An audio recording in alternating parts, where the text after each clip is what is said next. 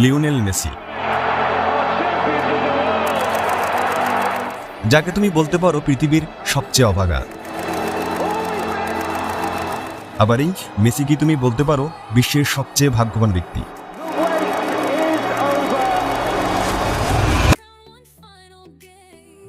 আজ থেকে কিছু বছর আগে আর্জেন্টিনার সরকার একটি নিয়ম বানাতে বাধ্য হয়। নিয়মটি হলো, আর্জেন্টাইন পরিবারে কোনো সন্তান জন্ম নিলে তার নাম মেসি রাখা যাবে না। কারণ সেখানে মেসি নামটা এত বেশি বেড়ে গিয়েছিল যে ডাকনামের মাধ্যমে কারো পরিচয় জানা একদম অসম্ভব হয়ে পড়েছিল। অথচ এই মেসিকে একসময় আর্জেন্টাইনরা ট্রল করত। কেউ বলতো না এই ছেলেটি আর্জেন্টিনাকে যুব বিশ্বকাপ জিতিয়েছে, কেউ বলতো না অলিম্পিকের সোনাটাও তার হাত ধরে এসেছে, কেউ বলবে না দেশ যখন বিশ্বকাপের জন্য কোয়ালিফাই করবে না বলেই মনে হচ্ছিল তখন অবসর ভেঙে এই ছেলেটি দেশকে বিশ্বকাপের মূল মঞ্চে উঠিয়েছিল। কেউ দেখবে না বিশ্বকাপের রানার্স আপ বেঞ্চটা, কেউ দেখবে না জার্মানির কাছে হেরে কান্না ভেজা সেই চোখটা। বার্সেলোনাকে জিতিয়েছিলেন 32টা ট্রফি, দেশ কিনে দিয়েছিলেন অলিম্পিক গোল্ড, ছিল তার কাছে 6টি ব্যালেন্ডার। তবে এত কিছু থাকার পরেও তার পরিচয় শুধুমাত্র একটি বিষয়ে থমকে যেত, আরে মেসির তো বিশ্বকাপ নেই। সবার মুখে মুখে শুধু এক কথা, মেসি তো দেশের জন্য নয় বরং বার্সেলোনার জন্য খেলে। অবশেষে অসহায় হয়ে সিদ্ধান্ত নিলেন ফুটবলটা এবার মাঠ থেকে তুলে নেবেন, কিন্তু শুধুমাত্র দেশের দুর্দশার কথা চিন্তা করে আবারও বলটা তিনি হাতে তুলে নিলেন। ফিরে আসলেন আবার সেই রূপকথার সে জগতে। তবে এবার তার আগমন সাধারণ কোনো আগমন ছিল না। মেসি ফিরে এসেছিলেন রাজকীয়ভাবে তার রাজ্যটা নিজের করে নিতে। তিনি এসেছিলেন সবার সামনে মুকুটটা মাথায় তুলতে, বিশ্বকাপের সোনালী ট্রফিটা উঁচিয়ে ধরতে, আর সেটি তিনি করেও দেখিয়েছেন। রক্তাক্ত এই বাবাটা সকলেই দেখতে পেত, কিন্তু সমালোচনার ক্ষততে রক্তাক্ত এক চ্যাম্পিয়নের অন্তরের ক্ষতটা কেউই দেখতে পেত না। সৃষ্টিকর্তা দুহাত ভরে তাকে দিয়েছেন, শুধু দেননি অধরা সে বিশ্বকাপটা।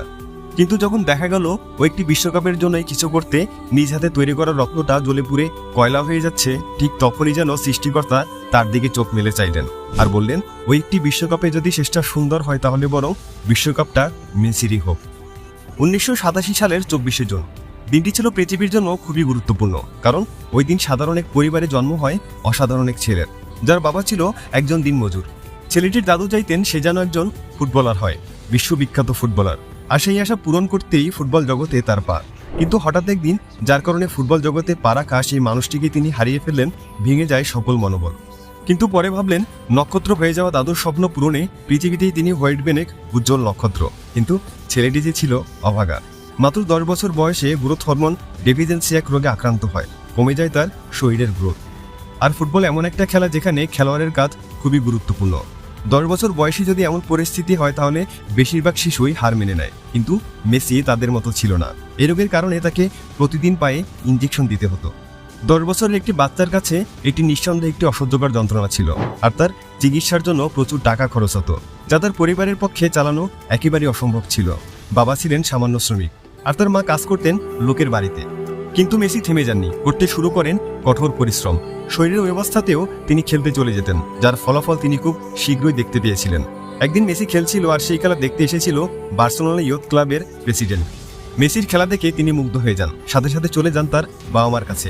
বাবা মার কাছ থেকে মেসির গ্রোথ হরমোন সমস্যার কথা শোনার পর তিনি বললেন মেসির চিকিৎসার সকল খরচ পুরোপুরি তার টিম বহন করবে, তবে তার পরিবর্তে মেসিকে স্পেনে গিয়ে বার্সেলোনার ইয়ুথ ক্লাবের হয়ে খেলতে হবে। আর যেহেতু মেসির চিকিৎসা করানো তাদের পক্ষে সম্ভব ছিল না, তাই তার বাবা মা ব্যাপারটি বেশ খুশি মনেই মেনে নেয়। তারপর মেসি পাড়ি জমান স্পেনে। বার্সেলোনায় খেলার পাশাপাশি শুরু হয় তার চিকিৎসা, কিন্তু হাইট কম থাকার কারণে দলে তেমন একটা সুযোগ পেতেন না, আর পেলে অন্য প্লেয়াররা তাকে বল পাস দিত না।